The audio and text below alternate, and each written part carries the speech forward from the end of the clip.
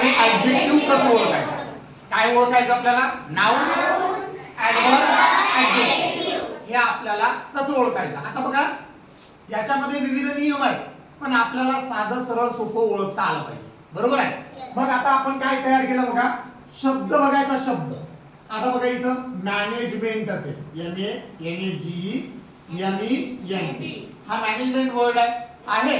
आता याच्या शेवटी काय लागलेला आहे? MENT. मग आपण सहज ओळखलंय की हा मॅनेजमेंट वर्ब, ऍडवर्ब, ऍडजेक्टिव्ह नाही तर काय?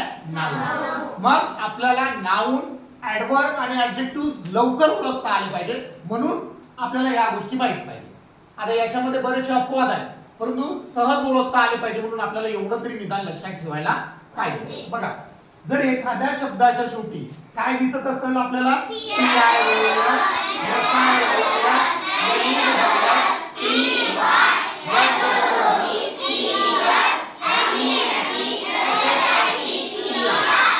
हे जर शब्द दिसत असेल तर तो काय आपला नाउन. म्हणजे शब्दाच्या शेवटी मी काय म्हटलं? TION, SION, NESS, TY, SWOD, TH, MENT, SHIP, ER हे जर दिसत असेल तर आपल्याला तो वर्ड काय झाला बेटा?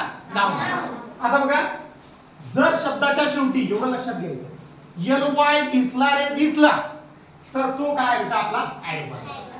शब्दाच्या शेवटी काय दिसला? LY दिसला तर तो काय आपला? ऍडवर्ब.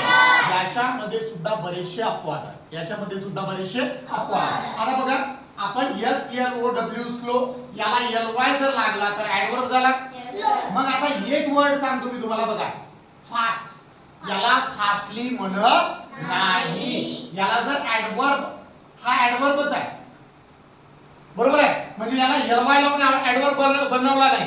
फास्टचा ऍडवर्ब फास्टच आहे, हा फक्त अपवाद म्हणून लक्षात ठेवा. याला LY लावून ऍडवर्ब बनवता येत नाही. त्याच्यानंतर म्हटलं आपण ऍडजेक्टिव्ह कसा ओळखायचा? जर शब्दाच्या शेवटी काय दिसत असेल आपल्याला?